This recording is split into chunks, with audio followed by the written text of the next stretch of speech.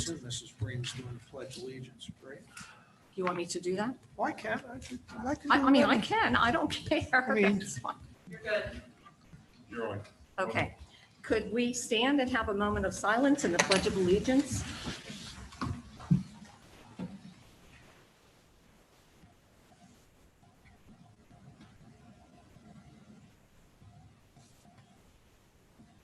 I pledge allegiance to the flag of the United States of America and to the republic for which it stands, one nation, under God, indivisible, with liberty and justice for all.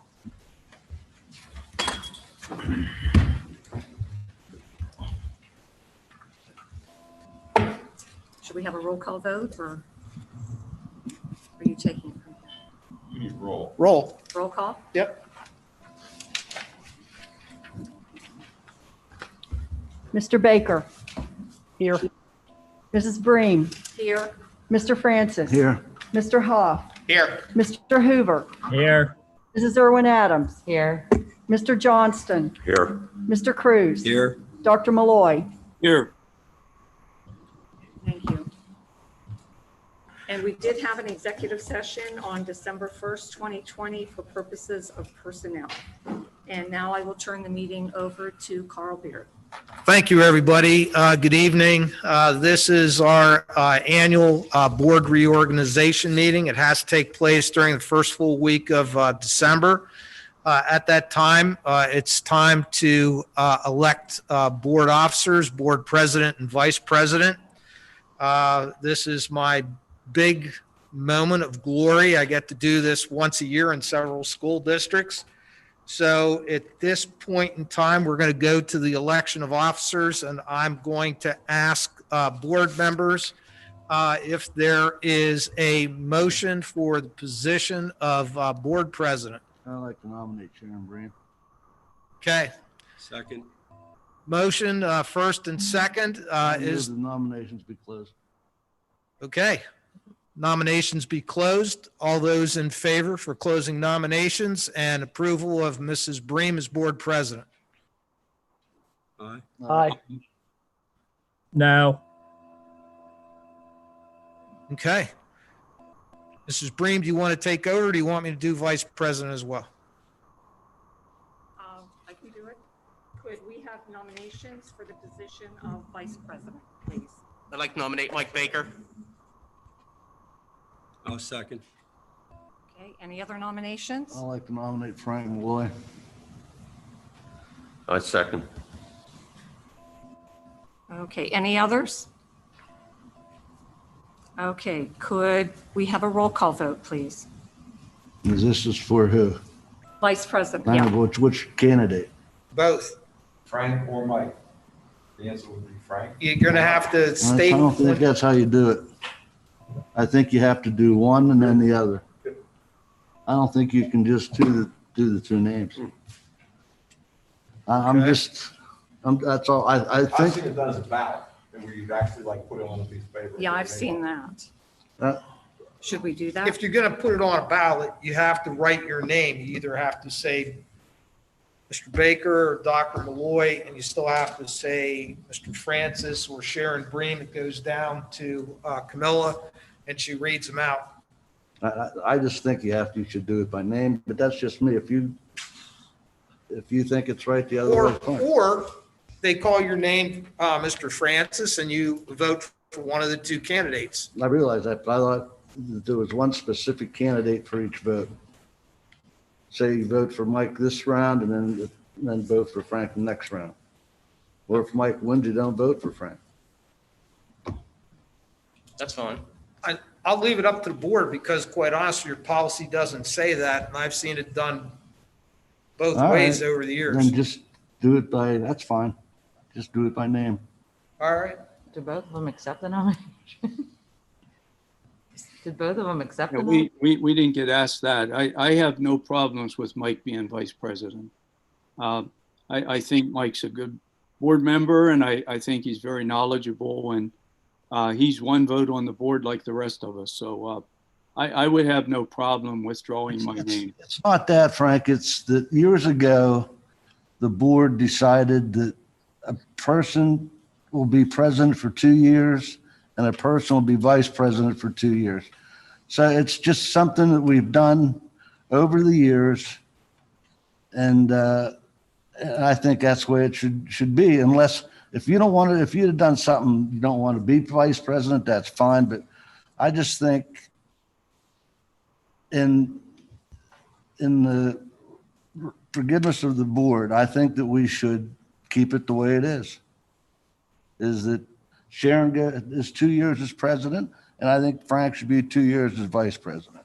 Well, the reason I nominated Mike is just because he's usually at the meetings. I know that Frank, he's getting older and stuff, and he's a little bit more cautious with the COVID. We don't know how long this is going. So I just thought having Mike here, just if Sharon isn't here, we had somebody, here in the. Frank's still, Frank, I don't think you're old. I don't think you're old, Frank. I think you're a vibrant I young won't charge man. you with discrimination with the state. Frank's still at a meeting, though he's not physically here. He's still at a meeting. You know, as long as I've been on 9 years, it was always 2 years. Yeah. Well, I certainly think Frank has done a great job, as has Sharon. I would not have a problem keeping Frank there as well if that status quo is to be maintained. Does anybody want to remove their nomination? Eric? No, I'll just keep it as it is. All right, let's just take a roll call vote and we'll all say who we want. Yeah. Mrs. Bream, Mike Baker. Mr. Francis, Frank Malloy. Mr. Hoff, Mike Baker. Mr. Hoover, Frank Malloy. Mrs. Irwin Adams, Mike Baker. Mr. Johnston, Frank Malloy. Mr. Cruz, Mike Baker. Dr. Malloy. It's a tough vote. Okay, I'm going to keep with tradition. I'm going to vote for myself. Good man. Mr. Baker, Well, I guess it's 4-4. Is that correct? correct. Well, You have your fate in your own hands. okay. You're the state of Georgia right now. Then oh gosh. Well, I very much appreciate the nomination in the second, and that means a lot to me. And I've enjoyed my time on the board. But I think, given that the precedent that has been set and that Dr. Malloy has done a fine job as vice president, I will cast my vote for Dr. Malloy. Okay. Congratulations, Frank. Thank you. And thank you, Mike. I mean, you would have been a fine vice president too, so no hard feelings about any of this. Once again, I think you're young and vital, Frank. Well, I feel that way most days. Okay, now moving right along. Oh, that's, yes. I passed out to the board. We passed out an updated calendar. All the dates are the same. It was just the times were jostled a few places. We needed to make sure that the committee of the wholes were at 6 o'clock and the meetings were at 7. So we fixed the typos and we updated That was it. my fault, and I apologize. I had the wrong version from home. That's okay. They're actually, the online version has it reversed, I believe. The online version will need to be updated. Oh, The It's online not version correct. did not get Oh, changed. yeah, I'm sorry. We'll fix that for the minutes. Okay, can we have a motion and a second? So Motion. moved. Any discussion, comments? All in favor? Aye. Aye. Aye. Opposed? Motion passes. Can I just ask a quick question? Sure. If we have regular school board meeting now, committee of the whole later in the month, why do we start in January with committee of the whole? Sharon and I talked about that. We're going to cancel the committee of the whole at the end of December because a working week later, we're going to have another committee of the whole. It doesn't make any Okay. sense. So we're just going to combine them. It'll both be on the 4th of January. Okay. Mrs. Bream, did you say that there was an executive session on December 1st? Yes. And tonight. And I'm sorry, and also this evening, we had an executive session for purposes of personnel. So it's my understanding the That has to be 21st of announced December, the with Cal no- meeting's canceled. That will be canceled and it'll simply be on the 4th of January. I'm sorry, Dave. That executive session that you didn't mention has to be approved on this agenda coming up. On For the the agenda regular coming board up, meeting. yes. Okay, Am I wrong, Carl? Thank you. okay. So we don't do the roll call or the pledge again, correct? You don't have. No. Okay, so now we are on tonight's You'll agenda. adjourn this meeting and you're gonna open another one. Okay, our meeting is adjourned and now we will call to order the meeting for Monday, December 7th, 2020 at 7:17 PM. We've already had a roll call and a pledge. We did have an executive session on December 1st, 2020, and we had an executive session this evening at 6 o'clock for purposes of personnel. Now, hearing from citizens, if we have any. We do not have any calling for citizens. Okay, thank you. They probably all want you to steal on you. Don't go giving it away. Okay. We need to get a motion for our minutes, our special voting meeting minutes, our regular meeting minutes, our special board meeting minutes, and that is it. Can I have a motion and a second? So moved. Second. Okay. Any discussion? All in favor? Aye. Aye. Motion passes. Moving on to change orders. Can I have a motion? We have DAO change orders, construction change orders, just those two fields. Could we have a motion and a second? So moved. I'll second that. Is someone doing a presentation on this? Dave, you want to walk through? This is not including the change order for the tax office move. That's later in the agenda. But you can talk about that now if you'd like.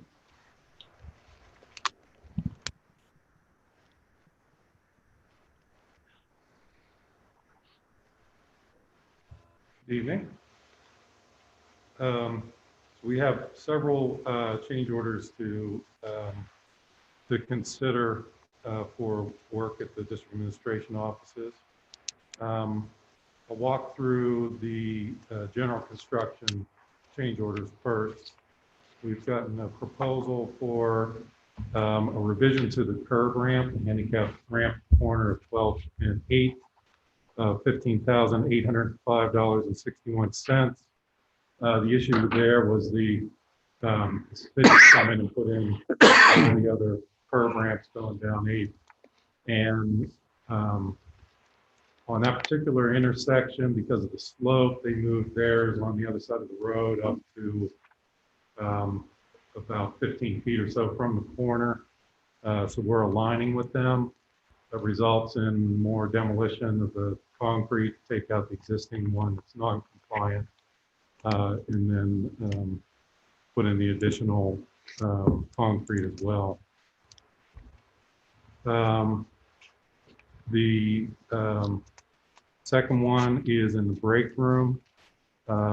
We had planned, there was a under-counter refrigerator in there, and we originally designed to allow for a new under-counter refrigerator to go in.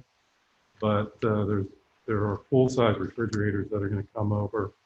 And so instead of doing a new under-counter, we're looking at infilling that with another cabinet.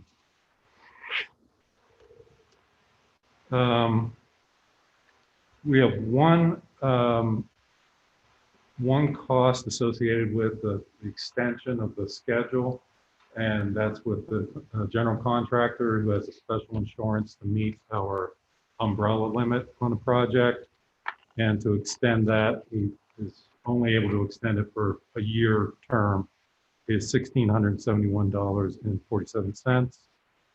The next one in the basement, we reduced the amount of area that was being demolished by the district, which reduced the amount of exterior wall that was exposed, foundation wall. And so we have a credit for reducing the waterproofing for $474.21 back. And there's some coordination, a duct that needs to be removed as part of the new HVAC units that are going in and reconfigured is currently not accessible. Once we demo the lobby ceiling, we could see that there was no way that the mechanical contractor could actually get in to do that work without removing some ceilings in the 1952 portion. They're hard ceilings. And we would be taking those down, allowing them to do the HVAC work, and then putting them back up with suspended ceilings. So that's all the general construction. We replaced or removed some gas lines on the roof in order to let the roofing work proceed. They were not installed particularly well. And to put those back is $926 to the plumbing contract.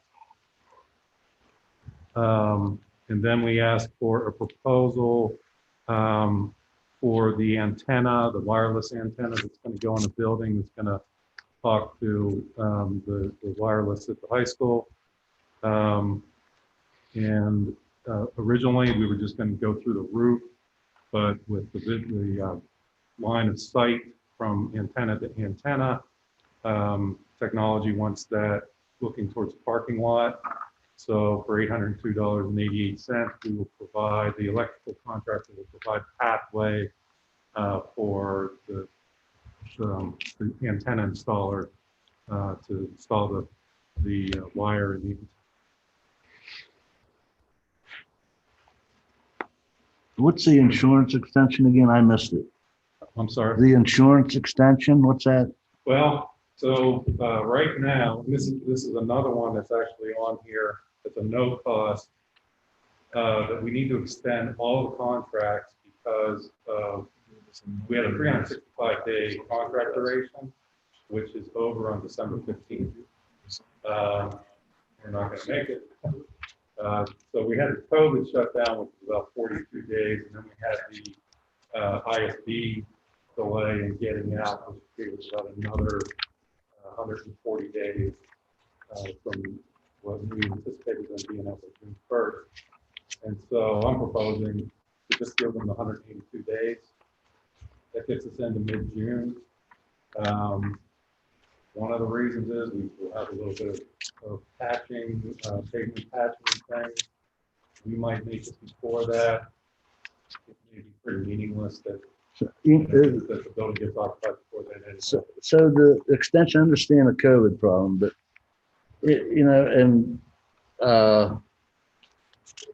investment is a little slow getting out also. Yeah. So why do we have to put the whole bill for the insurance? Shouldn't that be split with different entities? I mean, that we could split it with investment and split it with someone. I'm just saying that why should we take the full brunt of it? Yeah, I would agree think with it's that. investments issue agree with because that's why we're in this situation. Now, you've taken it out for a full year, and that represents the Yeah, 1671.47. that's the only term that you can get on that. Okay, and for how many months are we going to need it approximately? Till June. Till June 6th. Yep. So if we were to cancel it in June, there would be no return premium for the unused portion? Not to my understanding. That's, I mean, I've heard of insurances being short rated, which means you pay a higher rate than what you would have if you would have kept it for a year, but I've never heard of canceling the insurance and getting zero back. I really don't know how that works. Well, maybe we should find that out before we approve it. And again, I think somebody else has responsibility. in Well, we here only have because till the they didn't- 15th to approve it, right? Pardon me? We only have till the 15th because it runs out on the 15th. I mean, I don't want to delay it for $1,600, but I don't think we should be on the hook for it all. Although we were leasing that building to them, correct? We were leasing the building to the bank. Right. So we were making money off them while they were in there over the, We were making $5,000 a month, yes. right. So I mean, We have a We're pool. covered. it's kind of our fault Okay. that we agreed to lease to them any longer. So, Okay.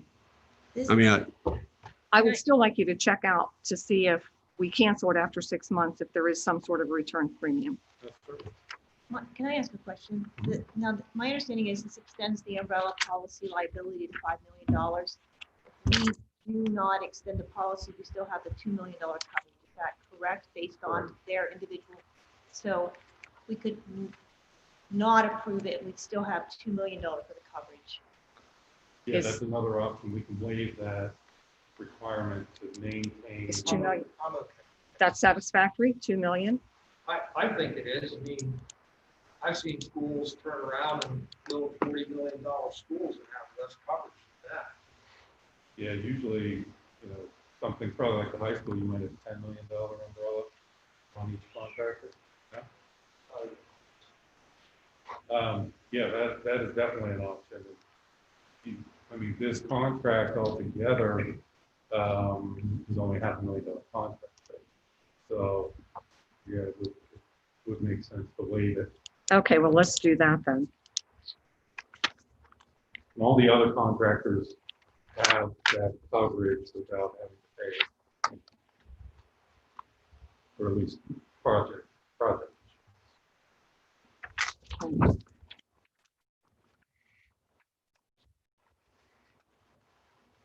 Is there anything regarding construction change orders? Gary, you want to walk through them? Is Gary still on? Yes, Doc. Because there's so many of them, do you want me to just take questions on ones that concern? Well, We presented all these, for the most part, we presented all these at the facilities committee. I have a question on change order 317 Farfield, 18,543, replace street light conduit damaged during curb removal. Who damaged it? That conduit was barely below grade and it was up against the existing curb. So when the existing curb came out, the concrete or the conduit came out with it and the wire was damaged. So it was by the excavation contractor doing the demo work, but it wasn't buried to the depth and the location that it should have been to start with. What would a spec been on that? I mean, permit would have expected to be how deep below the surface? Usually electrical wiring is 36 inches minimum. Now I don't know if that This wasn't even 6. Yeah, it was just barely below grade. It was unavoidable that it came out with the curb. It should have been buried and it wasn't. That was the problem. And that went most of the way down 6th Avenue, up 13th Street, and over onto 7th Avenue a bit. is that city installed lights and conduit at the time? It's I mean, who installed them originally? I believe we did when we did the IM Field project. Okay. So we're on the hook for it. Yes. And it'll come out of the allowances. And I'm sure we talked about it, retaining wall with the electrical transformer. What's that? Okay, on the corner of 5th and 15th, down by the Technology Center, Career and Technology Center, there is a Penelec tap box where they tapped into for the new feeds. We're required by code to stay at least 30 inches away from the nearest point of the tap box. The grade that was spelled out to get the water draining it's going to be higher on one side than it is on the other. That retaining wall is going to be almost to the edge of the walking track, so we can't change the grade there. So we had to put the retaining wall up so the soil could be at different elevations on either side of that wall to still provide drainage and not encroach on the track. Who would be responsible for that? Is that an architect and fault or an engineer fault? Like, they should know how low they're going at the point when they're doing this job. Well, at the time of design, I'm not sure that the engineer would have known that tap box was going to go in there. I can follow up on that and find out, but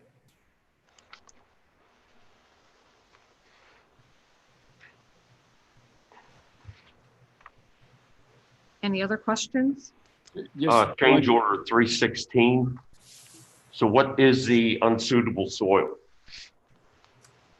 When they had to dig, when they had to put the light standards in, they had to, the problem was they just refilled the entire area and it was compacted to spec, but it wasn't compacted enough to handle the weight of the light standards. So they actually had to go deeper with the standards. They'd use a bigger sonotube and a bigger mountain, and they had to go deeper and heavier to ensure that the lights would stay up.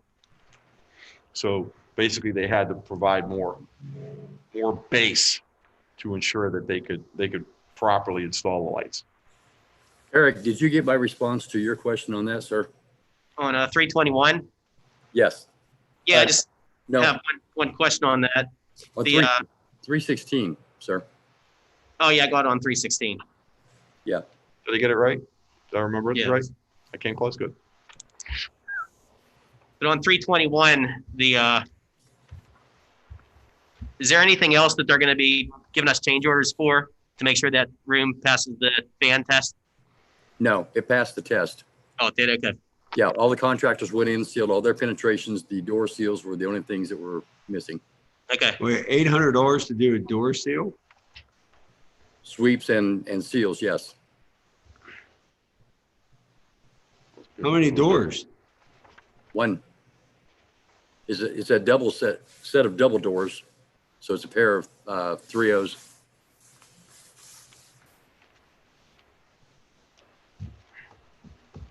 The architect spelled out the type of sweep that was required for that.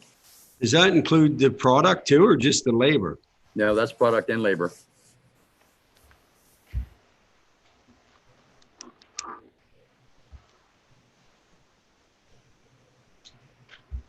Any more questions? You know, I said in the beginning here, when the architect was here 3-4 years ago about change orders, what did he predict? He said less than 1%. And here we are at 325 and almost $2 million. And the school's almost done. And we got all these change orders again. And I know it has to be completed, but, you know, people are saying, uncle, you know, when's it going to end? Or is it ever going to end? I could see some of these, but it's like, you know, come on. Show some mercy. And even the one, Sharon, that you question about the damage of the wire, you know, going to the street light.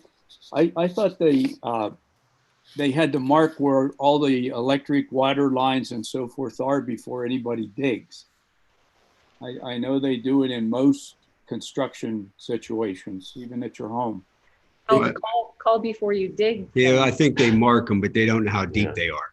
They mark, I think, where they're at, but I don't know how they can tell how deep they are. They do not mark on private property either. They only mark the public right of ways. They don't mark public property. I mean, private property. I saw this when it occurred, Frank. These were so shallow, and it wasn't like heavy duty metal conduit. It was just plastic tube. And by the time they started to dig, they'd already blown through it. And it couldn't have been in a worse place, and it should have been down 33 feet, 30 some inches, and it just wasn't. I mean, it would have had to have been replaced either way. And that was all done time and material also, which we monitored that work to make sure the hours were correct. Still a lot of money. So No if it was up question. that high, was it visible? Could they see it before they started digging? No, it's below the soil. It was buried enough to be out of sight, but definitely not out of the road of getting hammered with the excavation. Any more discussion? All in favor? Aye. Opposed? I'm opposed. One opposed? I abstain on the district admin change orders. Okay, and one abstain. Okay, thank you. Finance. Cafeteria, general fund, and student activities. and budget transfers, summary of revenue and expenses, treasurer's report, and tax collection report for October. Can I have a motion and a second? So moved. Second, Okay, any discussion? Comments? What number, are we on number 5, finance? Yes, financial 5.02, reports. okay. Yeah. I did 501 and 502 together. No questions, no discussion? All in favor? Aye. Aye. Opposed? Motion passes. Moving on in finance, provider agreements, vault, stop loss carrier, additional healthcare services. And we'll take those two. Could I have a motion So moved. and a second? second, Thank you. Discussion. Can you just explain what the provider agreements are? Camilla, you want to talk about the Mayo Clinic? No, Edison. not that, the provider agreement. Oh, sorry. Start with the promise provider. In order to participate in the Med Access reimbursement, we have to have an agreement renewed every 5 years. And this is the 5th year. We receive anywhere from $1 to $1.4 million in access reimbursements every year. And this has to be in place in order for us to participate in the program. Okay, thank you. and Camilla, would you point out how many dollars we get from Access? Approximately $1 million to $1.4 million every year. And I think I would like to point out that Altoona School District has one of the highest access reimbursements of any school district in the state. And we need to really commend our special education staff for being so diligent and seeing that we can collect these funds. That's very true. Good call, Frank. Okay. And the next one, the vault, stop loss carrier. We could have maybe, A little bit of an explanation. yeah, an A explanation. little closer to the mic too, all right? The our stop loss carrier vault has an agreement with a healthcare service called Edison. And one of the nice features of it is Edison will offer a second opinion in certain cases, transplants, certain serious cardiac issues, certain serious orthopedic issues, cancer, and there's a 5th one. Bariatric surgery. Bariatrics, thank you. They have centers of excellence, and through Edison, they would offer our staff a second opinion for cancers, for example, at the Mayo Clinic. And that would include transportation for our staff person and a family member, accommodations, and then to be evaluated by the team in Mayo Clinic and ensure that they have the proper diagnosis. When I was talking with our contact at Vault, she used herself as an example. Her husband had been diagnosed with cancer at their local facility in Denver. They were referred to one of these centers for excellence in Phoenix, and it turned out he did not have cancer. And they were able to correctly diagnose his issue. And this is an additional service to our staff. They may not, it's voluntary. They may not want to take advantage of it, but it's just, I mean, the Mayo Clinic. And Geisinger also has one of these facilities too, correct? They are getting a list to us, but I don't have all the lists. Cleveland Clinic is for the heart portion. And if someone went there and then received their diagnosis, Cleveland could coordinate the care with UPMC. So they could receive their care locally. Now, it says on here there is a fee. and it lists the different categories that you just identified, and it's $5,000 per plan per participant. So are we paying $5,000 a year for everyone in our plan for this? No, that's if someone takes advantage of that. If they go, it would be $5,000 that would go toward our self-insured and toward our self-insured plan. But based on their analysis of our claims, the second opinion would save us money. Okay, even though it's costing us the $5,000 in the long haul, it would save us In the more than long run, that. it would save us money. Okay, and it would only be for someone that's been identified as needing a second opinion. Correct. Okay, do they get to choose that, or is that, It's offered. it's If they- offered by if- the if company, the they- insurance? If they fall within certain codes of medical claims, then Edison would reach out to them and make the offer. Okay. All right, thank you. Any other questions, comments? Yeah, I'd like to say, hearing from employees that are just saying our healthcare right now is too complicated. And why can't we go to Pittsburgh, Philadelphia, Hershey, or Geisinger? And I have a family member that went to the Cleveland Clinic, and they are good, but they were able to go. Some people aren't able to go, and I'm talking about the elderly. I like choice. To me. Well, I think this is opening up choice. It opens up more choices, and Cigna actually is nationwide. We have one of our staff members wants to go to MD Anderson in Houston, and that is part of the Cigna network.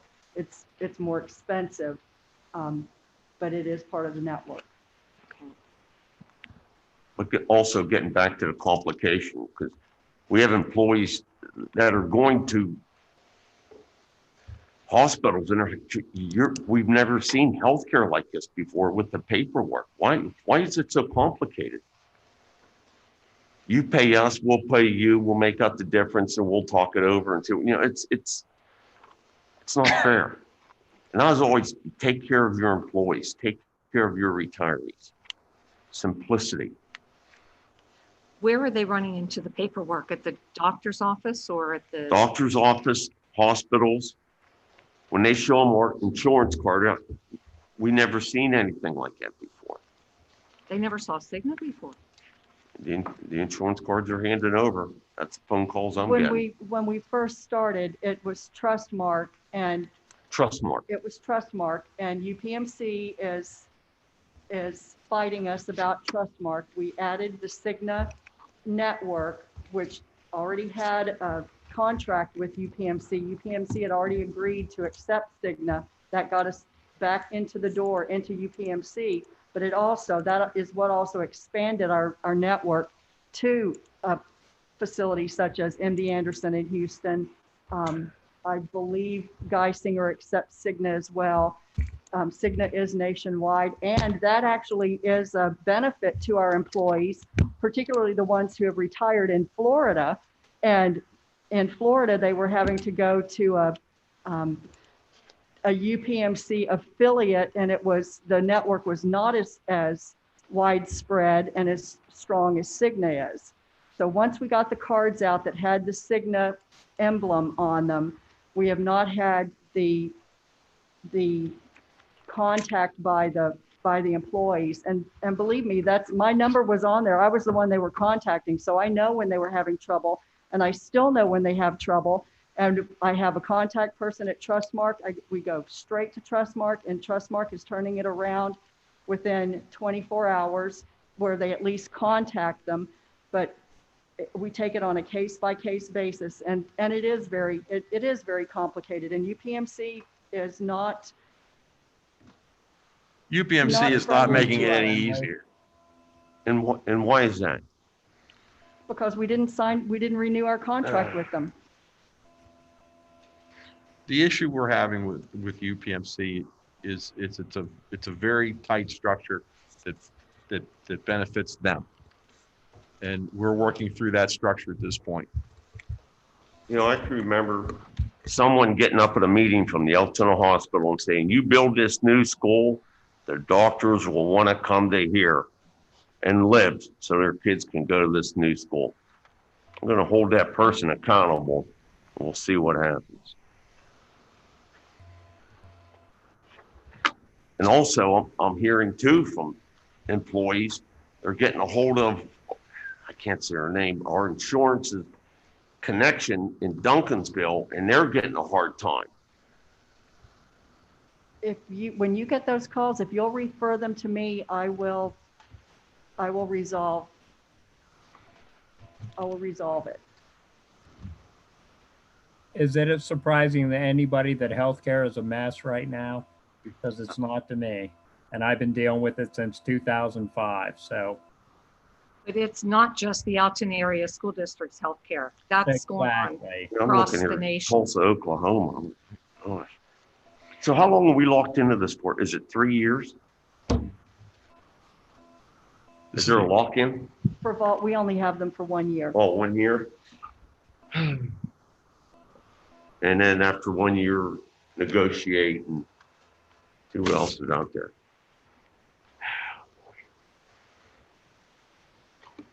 I don't know. I'm hearing this and I'm hearing this. Okay. This goes Okay, on. any more questions? All in favor? Aye. Aye. I'm a no. Was there another no? Did I hear another one? Everybody was also aye. Okay. Motion passes. Okay, moving on. Policy. Policy rescission. Do you want to speak to that? Literally, Ron? Oh. Ron, did Paula go over this with you? Paula, why don't you talk about it? Because what it is we're eliminating policies that were made redundant with other policies we had to put in place by the state. Can you talk about that a little bit, Paula?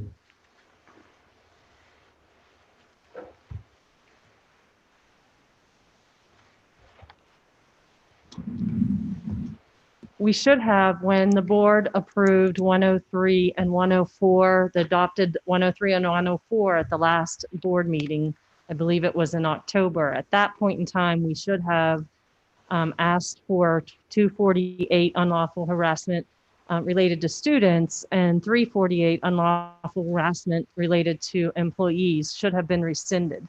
The language for unlawful harassment was merged into policy 103 and 104 based on the new Title new Title IX and other protected classes, the new law and requirements that came out for that. So that was just a misstep on our part. I apologize for that. But when we asked PSBA to update our policies for us, they had noted that we had forgotten to do that. So that's why that one's on. So we've not excluded that language. It's just now in policies 103 and 104. Thank you. Can I have a motion and a second? So moved. I'll second that. Questions, discussion? Yes, there'll be a policy meeting Tuesday, January the 12th. We took off a couple months there, what's going on. Usually what happens, if someone has a policy and you want it reviewed, get with me or Paula, and what we do, I'll suggest something from the board or elsewhere, and then Paula will suggest something that needs updated, like bullying. Bullying has to be updated every year, or you can do it twice a year, but it's like some are mandatory to be reviewed yearly.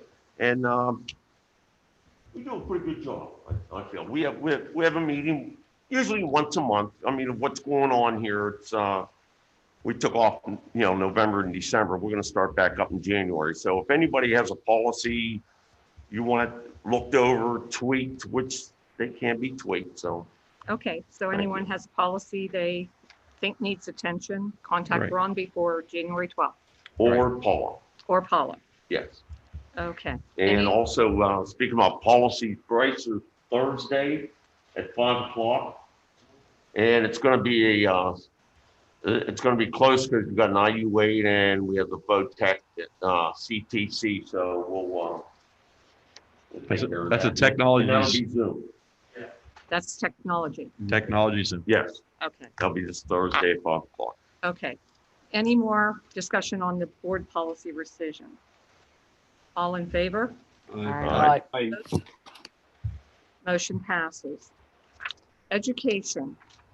Clear the list grant, action, research approval, volunteer approval, temporary modification to student evaluation system, and agreement with Hollidaysburg Area School District, AEDY. Can I have a motion and a second? So moved. Second. Thank you. Questions, concerns? What is that modification to the student evaluation? I thought it already was a 60%. It's previously a 40 and then most recently been updated to a 50. What we were asking for is a 1 marking period increase to a minimum grade to be given to a student to a 60%.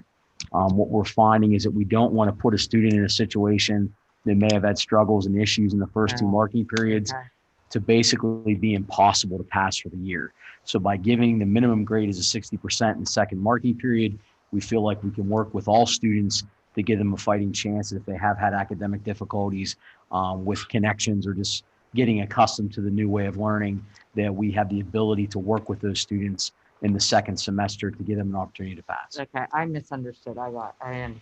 It would be Sorry. the minimum grade that we could issue to a student would be a 60, So whereas they right still now have it's a D. 50. Correct. Well, 60 is still an F. It's still failing. It's still a failing grade, but it doesn't bury them to the point where if they had 2 successive marking periods of minimum GPA, that they virtually have no possibility of passing, which Okay. can lead to a lot of apathy and just kids checking out. What is a failing grade? Our GPA, is anything below a 70 is considered failing. Okay. A lot of districts are different. They run on a 60 to 70, 70 to 80. We run on a 70. Ours is a 70, correct. Glad they didn't do that when I was in school. Any other questions, comments? All in favor? Aye. Aye. Opposed? Motion passes. Moving on to personnel. Personnel items, temporary layoff. We'll take those 2. Could we get a motion So moved. and a second? Second. Thank you. Questions on either of those items?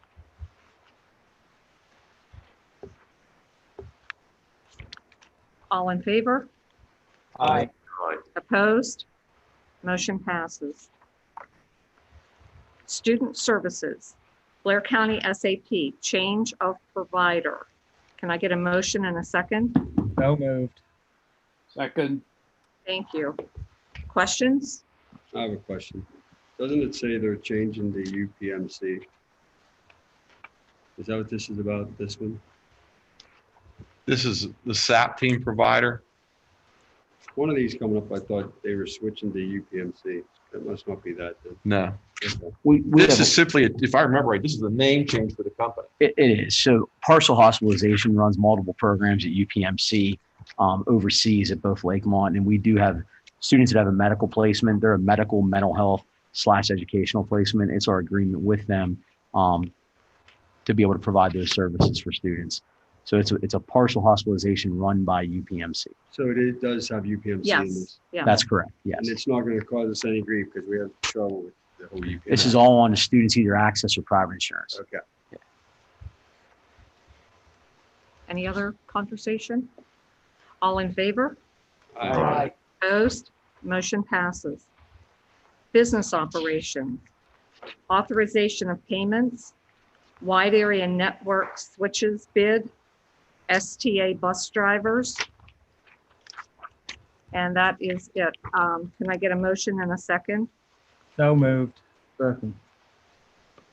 Any conversation, questions? This network, what's this about? Price, network.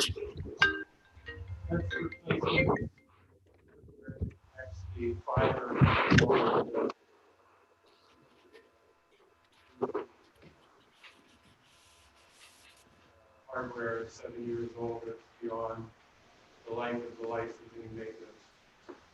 So it's a maintenance thing. Yes. Replacement at the outlying buildings. We actually replaced that equipment in junior high and high school as we were doing construction projects. Now we need to address it. It's technically next year budgeting. bottom line is it's only going to be about $44,000. That's great discount for all of it. And we're going with all of them or just one of them? Looks like The Link. lowest bidder. Oh, just the lowest bidder regardless? Okay. Right.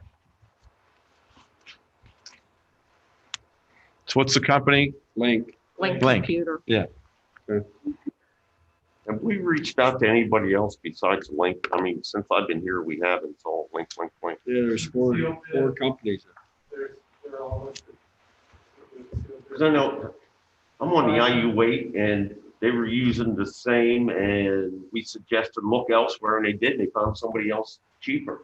I mean, like, are we looking elsewhere? I mean, it's like, This was a sealed bid, and we have the bid amounts on here. We had First Light, Chestnut Ridge Communication Services, Integra One, and Cara Soft. And Link was the lowest bidder. okay. Hey, as long as it was put out and they're gonna do a good job, but I know we've asked in the IU and they looked elsewhere and they got a cheaper one. The one thing you have to remember with some of these, we have a size and scope the companies have to be able to handle. And for the IU might be like Juniata Elementary School from a size standpoint in comparison. So different companies may be more viable for those size projects versus our size of a project. So I mean, we are talking a pretty extensive network here. So sometimes, not all the time, but sometimes you see some of these providers just simply, they just don't have the infrastructure to bid on some of these things. So I'll say it was out to bid and it's gonna be Link. Yes. Okay. As long as it was out for bid. Any other questions? All in favor? Aye. Aye. Opposed? Motion passes. New business. Virtual athletic proposal. Take that as take it by itself. Okay, we'll take that as one. Can I have a motion and a second? So moved. I'll second that. Does somebody want to explain it? Phil?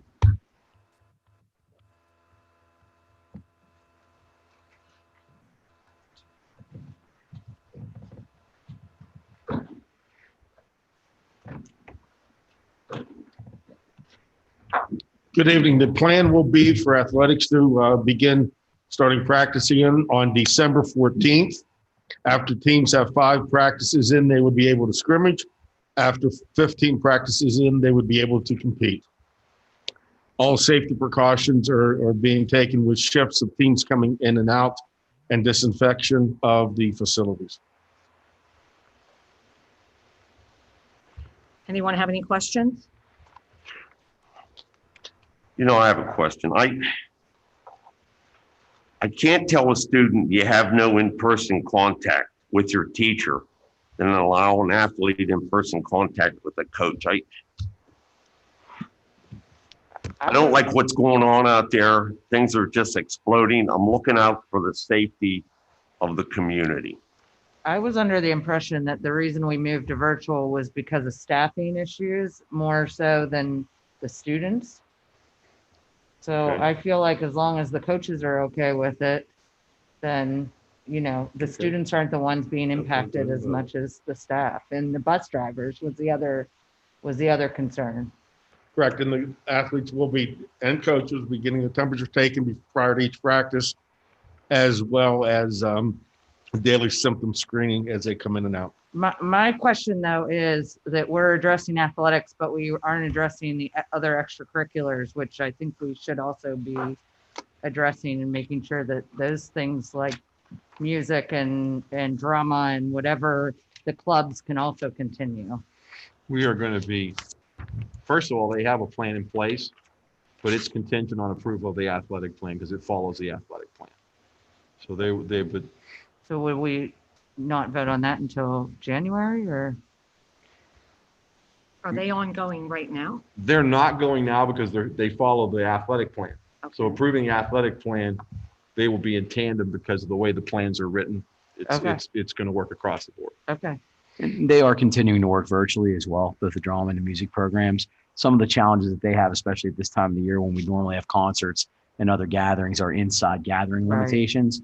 So I know that they are looking to continue to develop students musically and then plan for hopefully opportunities as they arise in the spring. Okay. Any other questions or concerns? Okay. The only thing I read in there, it says coaches are going to do cleaning. Is that, I mean, they're okay with that? Yes, and that's how we did it in the fall as well. The coaches and team will disinfect the equipment, the basketballs and that kind of stuff, the mats at the end of, prior to practice and at the end of each practice. The maintenance staff will be responsible for disinfecting the actual facility. And we are not talking at this time about attendance, correct? Correct. Though the new mandate has it at 10%, that is not in the discussion right now.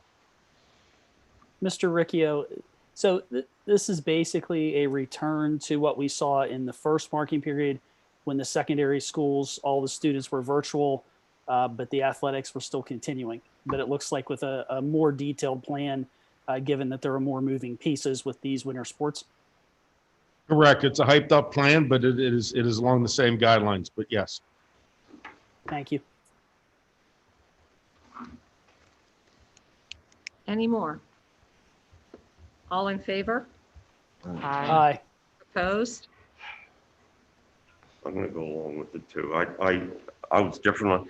So when things get rolling, and it has to be enforced. We gotta have so many people in the pool, so many people in the field house. They gotta be separated or masked, mandatory or required. Masked when not competing. When competing, if you're playing, no mask. If you're not playing, mask. So if you're in the middle of a drill, you're not going to have a mask on. So the drill's over, you're standing there watching, you're having a coaching point, pull the gator up through. Spectators. Well, that'll be discussed later, but the current mandate is 10% of facilities. Okay. So now, family members can't go. It's going to be limited. Is this going to be Zoomed like it was Zoomed for football and we're working on a plan for that, but yes, we'll be able to Zoom from the pool, from the field house and all of our facilities, correct. Well, that's good. That's good, Phil. Thanks. Yep. That's good. Okay, let's keep them safe. Yes, we're trying. This is We a are. tough decision here. Thank you. Okay. Okay, motion passes. Moving on, Mansion Park turf and track resurfacing. Can I have a motion and a second? Move. Second. Okay, discussion. You know, we're doing this and we're laying people off. That's kind of tough. Yes, I agree. I'm a no on this.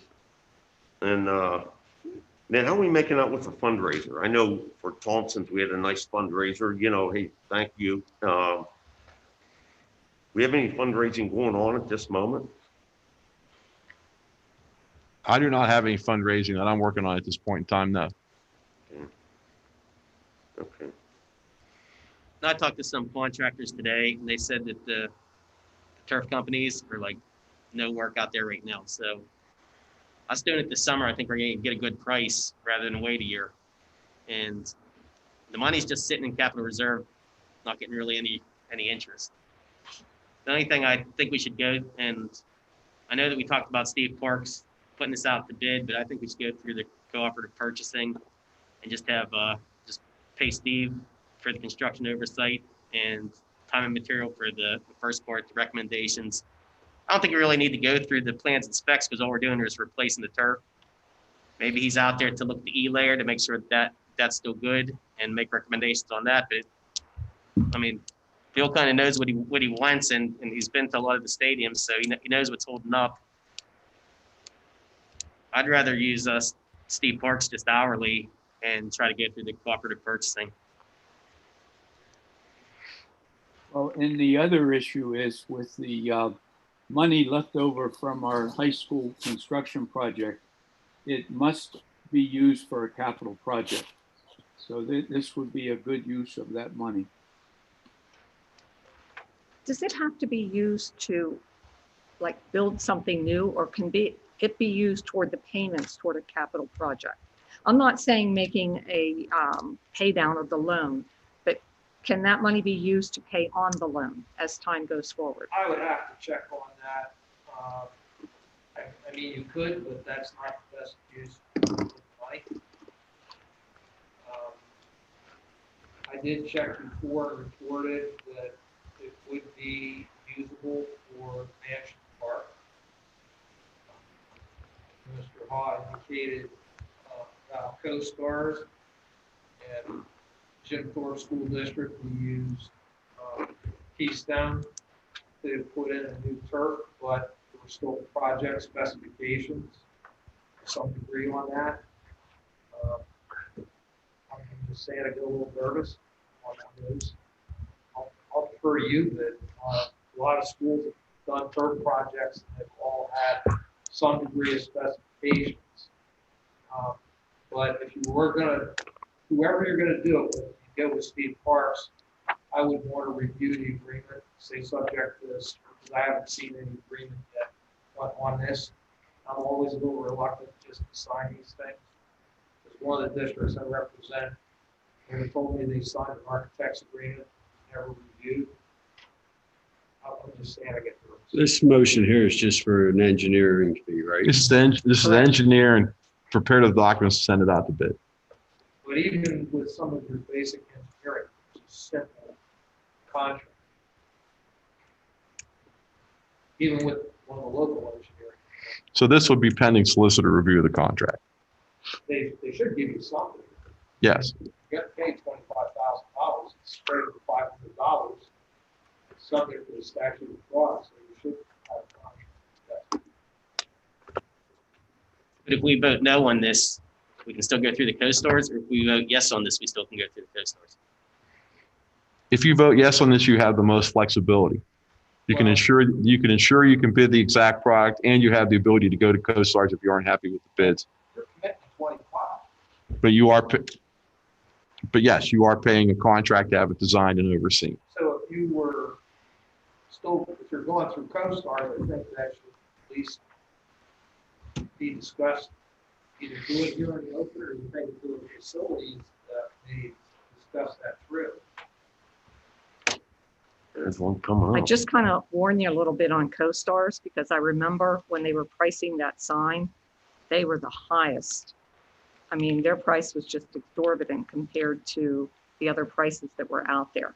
It sounds good that they're an approved vendor, but their prices aren't always good. But aren't, maybe Phil knows.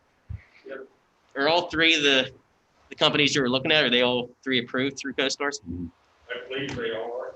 So, yeah, so we're actually giving us the ability to negotiate with them rather than a hard bid. And maybe we get what we want and we save a little bit of the design fee. So do we have to amend the motion? I'm going to be honest with everybody. If this is how you want to go, I understand it, but I don't recommend doing this without specs and without a bid process. We can, and if the prices don't come in where we want them, because they are co-stars, we have the ability to negotiate beyond the bid. But if that's how the board wants to approach it. I think this project is large. We've already thrown around some ideas of what it could potentially cost. And I think an engineering study like this would give me a little more peace of mind. But one question I have is, what's the shelf life of a study like this? I mean, so if it comes out, we send it to bid, and it's the price to redo this is just outside of the realm of possibilities. How long can that study sit on a shelf before we can return to it? Your specifications will be developed and you'd have minor modifications depending on what would change in the industry. The specs would probably be good for upwards of 1.5 years, 2 years. Right. Okay. As is. As is. I mean, it depends on what is being replaced and how much. I mean, it's the difference between a turf field, track and field. They can have different implications. I mean, the understanding is that we're just replacing the turf and we're resurfacing the track. I mean, we're not making any modifications unless I don't know something. We're not making any modifications, but the numbers that we were given by these vendors as estimates were at least $300,000 to $400,000 higher than what Steve Parks feels we can get this field in and this track in at. Okay. Because And I don't have a problem getting into a tough negotiation with these people, but I definitely like to have the fact that we can control exactly what they're putting in and how they're putting it in. Okay. You're not just getting a turf, you're getting a base also. Now we're gonna try They to should be reuse good. We're going to try to reuse the E layer. That's going to be part of the spec. Because the E layer, for the most part, is in very good shape. But we have to see. Yeah. In track, you're just gonna resurface? You're not gonna, From everything we've heard with the track, they need to grind the top and put a new top on it. It doesn't need to go all the way down to the base. Isn't that what the engineer's gonna flush out? Exactly. yeah, you're right, Exactly. you're right. And my caution is only coming off a nightmare in another district in the last couple of months over this.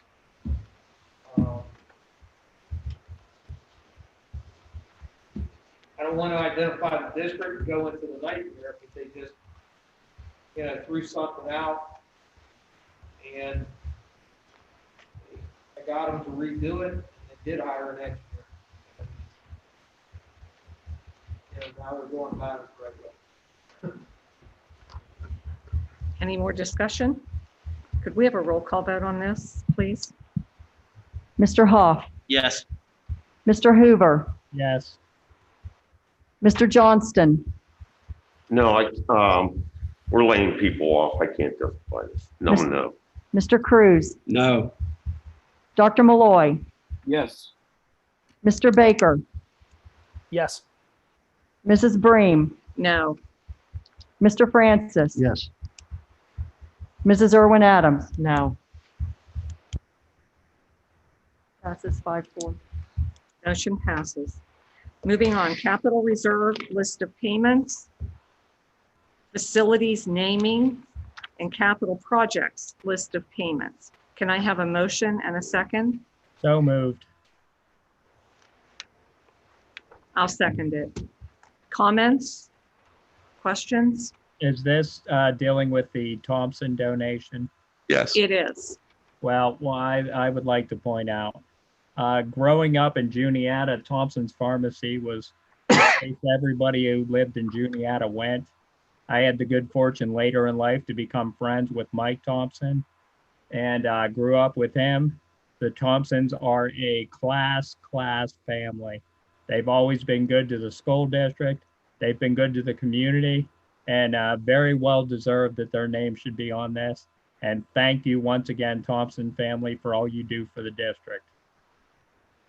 Yes, I agree. was at that dedication, and I got to speak to members of the Thompson family, including Ann Thompson.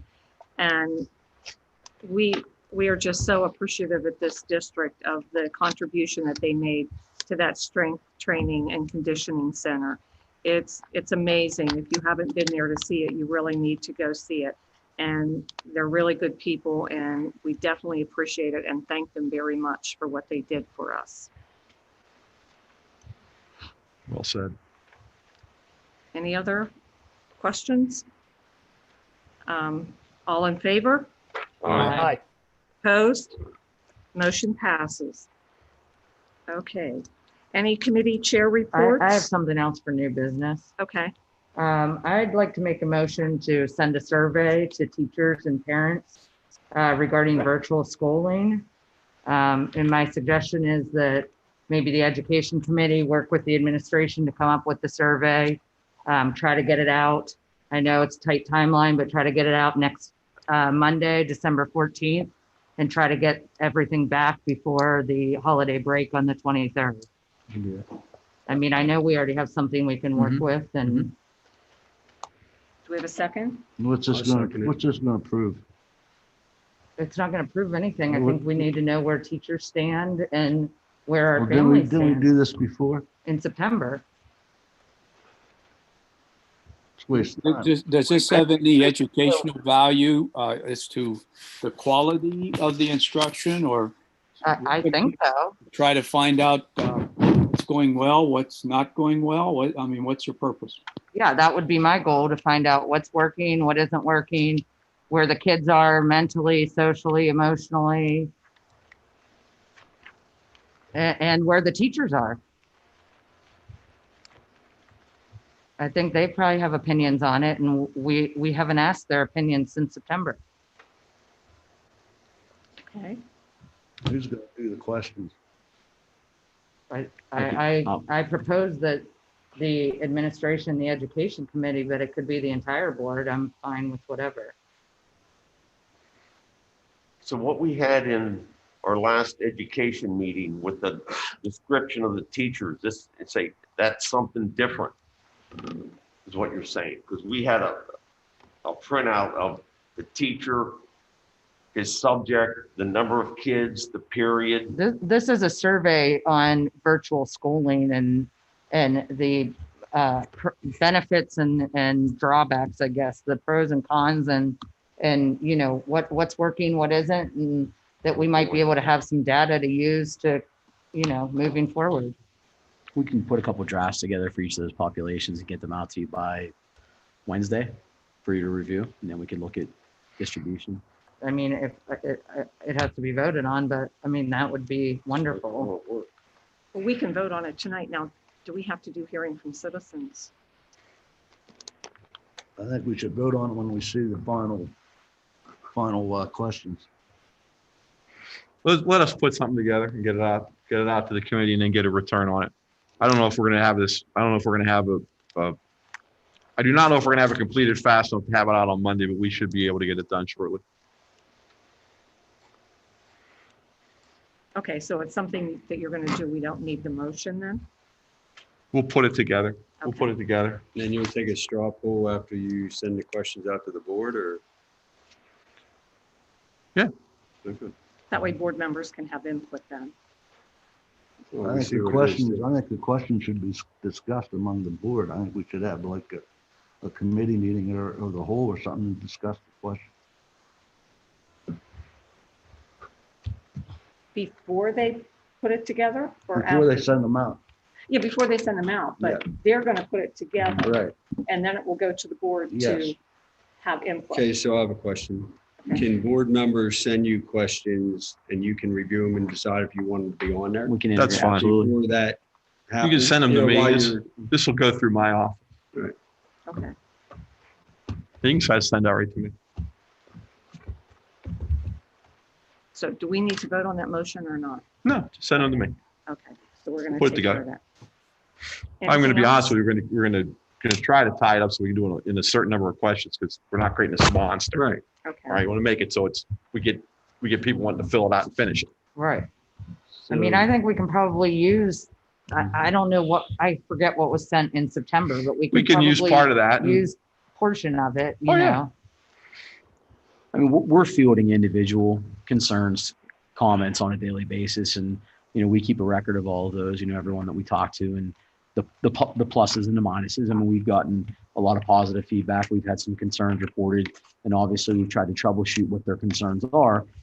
Just starting today, we opened technology help desk at all locations and an academic help support desk for our students K to 12. So that's only in one day of infancy, and it's gone well. We've gotten some positive feedback from that, but we are looking for ways that we can continue to support families and our students during this time. I mean, I think that's great. At the last meeting, we were trying to make a decision on going virtual, and I had asked what the teachers thought, and we hadn't surveyed them since September. So that was kind of what encouraged me to want to do this, because I think that there's value in the teacher's opinion and what's working and what isn't working for virtual. So It's not a problem. And I just would like to say that I base my decision on district going virtual. No educationally for students and teachers. But We let's- can't hear you, Can you Frank. say that again? You're going in and out. All right, I'm sorry. Can you hear me now? Yes. All right. I base my decision on COVID information. I know that the best educational decision for students and teachers would be face-to-face instruction. But let's face it, the COVID situation in this community is out of hand. And I think no matter what information we get, I think I'm sure it would reinforce the fact that there are problems with virtual instruction. I hear it from my own grandchildren. Face-to-face would be great, And let's hope that we can get through this to a point that we can get kids back in school. But I think no matter what data we gather, I know as a board member, I'm still going to base my decision on COVID information and where we are in this community. I just think there might be a chance that we could make some modifications, like if being on your camera from 9 to 3:30 isn't working for an elementary student, then, you know, we might be able to make some modifications where they have chunks of time that they're on and chunks of time where they're working on assignments and kind of get a break from the screen. That's kind of some of the data that I'm looking for. Well, we actually have some of the things you just mentioned happening because they're not on solid, but they do, when a teacher's giving instruction, they do need to be on. And Right. they need to be. The They need to be secondary visually level, accountable. they are on pretty much solid. And I mean, I think we could gather some feedback from that too. That's the one concern that I've heard quite a bit is the screen time. I agree. There needs to be some specific screen time questions. And could I reiterate Frank's point? My decision that I wanted to go virtual was based on the fact that right now Altoona and Blair County is awash in this virus. If you don't believe me, Tim Hellman puts out a report every week. All you have to do is go in and read it. And if it doesn't scare you, there's something wrong. We're running out of ventilators. We ran out of ventilators. We're running out of space at our hospital.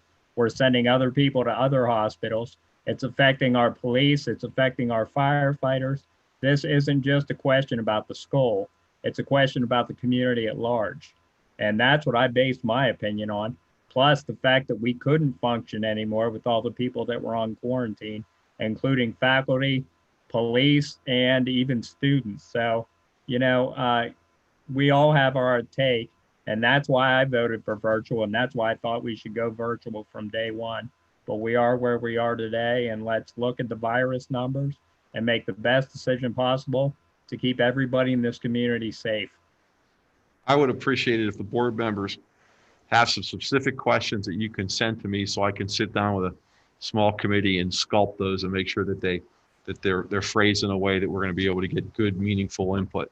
Okay. I assure you that I am not, my concern is not with the virtual or trying to change anybody's mind about the virtual. My concern is with the education piece and trying to make sure that we're doing the best job we can for our students. So. And I have no issue with that. I agree we need to get some input to tweak it.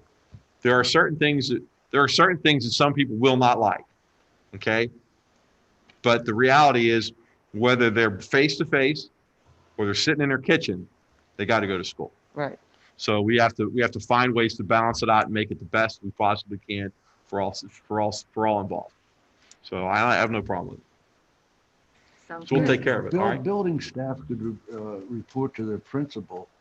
I'm sure that our teachers hear pro and con from parents because most parents are there with their kids, or some of them, and they hear the negative and the positive. And the building principal hears some things from the staff. So if the staff could relay their input to the building principal and return it to you, I don't know where you have to fill out big surveys. Well, first of all, I don't think it should be more than 5 to 8 questions. And I think the staff needs to be polled to get their input, and they'll bring what's brought to them. And likewise, I don't see an issue with a general survey. We can roll it. You have to understand that the different perspectives will create certain different opinions, but we can feed through that. We can work our way through that. I appreciate it. I think that's a good idea. I mean, it doesn't hurt to ask and find out what people are thinking. Our name's going to be on this? Is your name going to be on it? Names. You have to put your name on this for this survey? Typically, we made those kind of surveys optional, name optional. It's just asking for opinions. Yeah. Okay, moving on. Superintendent's report. I want to thank everybody for the cooperation. This has been a huge task. We have worked very diligently with parents, with teachers, with students to make everything come together. I I'm very appreciative of Bryce and his crew, Haley and her crew, Brad and his crew, all the principals, I mean, all across the line, all down the line. Rich running the ACA in the elementary, Mr. McGinnis running the ACA in the high school, and I don't know, is it Dave? Dave Campbell does the junior high. I mean, we have upwards of 500 students in our own cyber, and probably 1,000 kids in virtual. I mean, all the kids are virtual right now, but you understand there's actually 2 different programs of virtual. There's the one we've been running since the beginning of the school year, and then there's some virtual the kids who were brick and mortar 3 weeks ago were receiving. I just want to say it's been a phenomenal effort on the part of everyone, and I want to say thank you. No, we should be thanking you and your staff. As far as what you're doing and how you're doing, it's tough. It's hard, and you guys are doing a heck of a job. You should all be commended, so thank you guys and thank your staff. Thank you. Appreciate the support. I have a question. Yes. Are we getting another presentation about the DOA? Oh, yes, let's talk about, before we finish up here, let's talk about the lobby. Okay. Thank you, Ed. I knew you were still sitting there for that. I just don't see it on there. So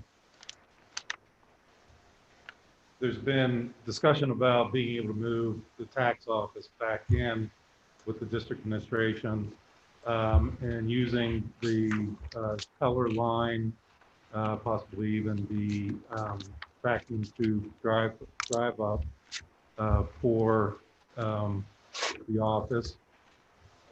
We have done some sketches to show a couple options, and the alternative option is the one that preserves the vacuum tube.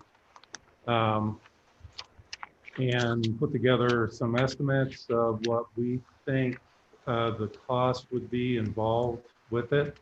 On some contracts, there are some significant savings. We had a fairly extensive AV system and video projector in that lobby space for board meetings. So that included floor boxes and speakers and screen itself, and all of that stuff would come out. So we see some chunks that are coming out. A little bit more construction on the general side with creating two offices, private offices for the tax offices, modifications of the teller line in order to do that. So probably a little bit of more construction cost on the general side. There's really no plumbing involved. Mechanical, when we opened up that ceiling, we saw things we didn't quite expect.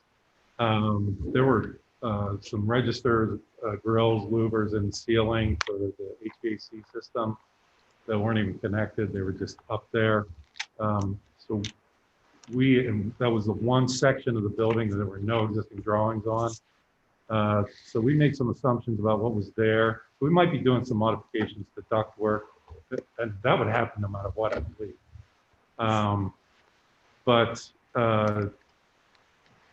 So we're looking at, I think we could be no more than about 33,000. That includes my piece for the redesign to make that change, pull the tax office in. I believe that Sue has gone through that and is confident that we can make that work. It would give them 4 teller stations and 2 offices. It wouldn't really displace anything else. The registration office would be the same, a little bit slightly reconfigured, the same square footage. The security desk would be the same. So and obviously, if we're going to the contractors right now, when they finally just got in there, started to rip and tear less than 2 months ago, we want to expedite this if possible. I don't want to delay them anymore right now. They're holding off certain areas until we know that they can move forward one way or the other. So to protect you guys and to keep them moving and get this thing done, we'd like to try and be as expeditious with getting out a redesign to them, getting back their numbers, and seeing if we can move forward. I think that it's been proposed here as a not to exceed limit, which would allow the administration to allow us to go ahead and do those change orders without coming back to another meeting and delaying it that much further. If you're in agreement and we're ready to proceed with that, I'll be there tomorrow with the mechanical engineer, probably the electrical engineer. We'll make sure that we're coordinated. We want to get our stuff out to the contractors within a week so that they've got a couple weeks to get their prices back. Hopefully by the end of the year, we're ready to go and give them a thumbs up to move ahead. What you want to do. I don't see the motion in the agenda, and that is just an error on our parts as we rushed to put this together. What? It is in 4.01? Okay. And so what we're asking is, does the board want to move forward with the design process, and that we can bid it if it doesn't exceed $33,000 in total cost to be able to move the tax office into the ISB? We already voted. Not on this one yet. I kind of Oh. pulled it. I It's pulled it there. because It's in there. We Oh. did already At the vote on it. bottom. I didn't see it either. I think we need to vote on that. Just to be honest to everybody. So if is there any discussion?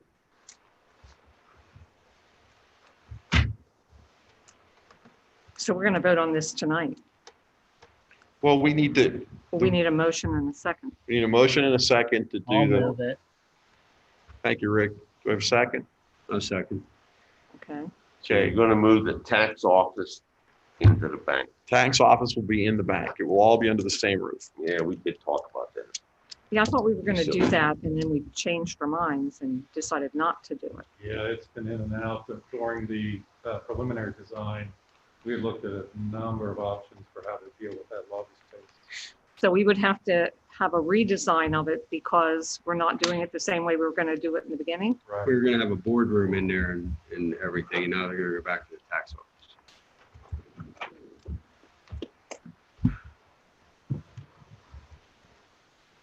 Oh, Eric, we did talk about this. And the at total would facilities be not to exceed Not to 33,000. exceed meeting. With the air 33,000. sheets, with, with the tubes included too. And this would give us, So your tubes would be included too, tell them, John. this would give us Yeah, we increased, did talk about that. sorry, I apologize.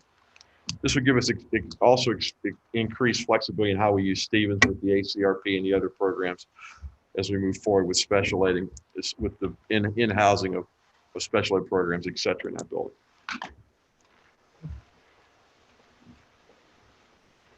Do we want to Let's do do a roll call vote? Yeah, I do. Okay. Mr. Francis, No. Mr. Hoff, Abstain. Mr. Hoover, Yes. Mrs. Irwin Adams, Yes. Mr. Johnston, No, Mr. Cruz, Yes.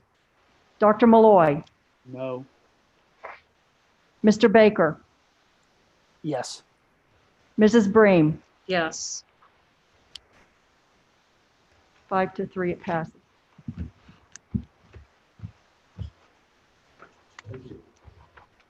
Move forward. Anything else tonight? you know, I'd like to say one thing. It's a holiday season, a lot of shopping, a lot going on. Speaking for the community, for their safety, if you're at a red light in Altoona here and it turns green, count to 3 slowly. It's a good idea. That's all I have. Okay. Hey, I got a question. I'm assuming that since we basically kept the president and vice president, that the committees are going to remain the same. Unless somebody wants to change something, if there's someone that wants something changed, please let me know. Could I recommend a change? You want to do that here? Yes, I think it's important. Okay, what's your recommendation? I would like to recommend that we change up our negotiation team. I think it's important. think we're going to keep the negotiating committee the way it is. Well, I think you're kind of heading for problems there. We've already got a lot of teachers that feel that Ed is very hostile towards them. Stop. But this is, we can't, I think we need to discuss this in executive session. Don't tell me when to stop. Rick, I can't have this discussion in public. We can put it on the agenda, address it in an executive session in January and move forward with it. That would be the appropriate way to handle it. And I apologize if I ask you to stop. Well, I think it's inappropriate, but we'll handle it elsewhere. Thank you.